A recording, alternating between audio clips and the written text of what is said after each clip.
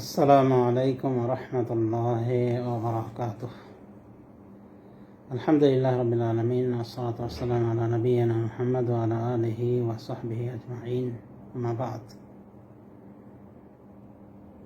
শুধু একটি মাসালা যা মা বোনদের সাথে জড়িত, আর আমাদের সবারই মা বোন রয়েছে। মাসালাটি হলো যে কোনো নারী যদি পাক পবিত্র হয় মাসিক থেকে সালাতুল আসরের সময়ে, মানে আসর সালাতে সময়, অথবা এশা সালাতের সময়, তাহলে কি তারা পাক পবিত্র হয়ে জোহর আসর উভয়টাই আদায় করবে? মানে আসরের সময় পাক হওয়ার কারণে, অন্যভাবে এশার সময় পাক হওয়ার কারণে মাগরিব এশা কি তাকে আদায় করা লাগবে, না শুধু এশা আদায় করলে হবে?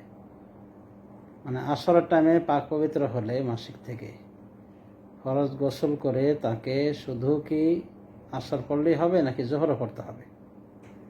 অন্যভাবে এশার টাইমে যদি পাক পবিত্র হয় তাহলে শুধু কি এশা পড়লেই হবে, নাকি মাগরিব পড়তে হবে?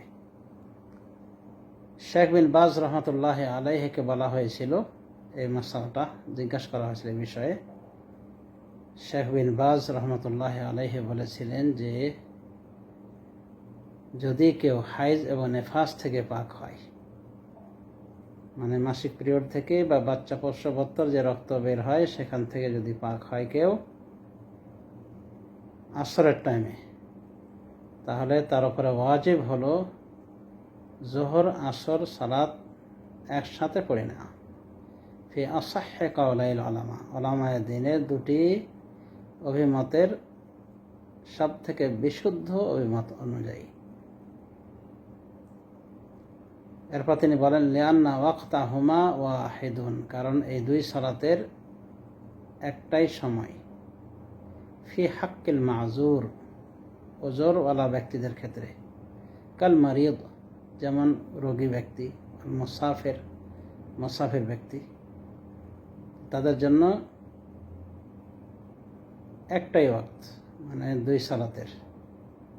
তার মানে ইচ্ছা করলে মুসাফির দুই সালাত একসাথে পড়তে পারে, জোহর আসর। অন্যভাবে রোগী ব্যক্তি, যার রোগ কঠিন বেড়ে গিয়েছে, ইচ্ছা করলে পড়তে পারে, জোহর আসর জমা করে, মাগরিব এশা জমা করে পড়তে পারে। ওই রোগীর জন্য যার এগুলি পৃথক পৃথক সময়ে পড়া কষ্টকর হয়। ঠিক তেমনইভাবে যদি কোনো নারী পাক পবিত্র হয় মাসিক থেকে আসরের টাইমে, তাহলে তাকে জোহর পড়তে হবে।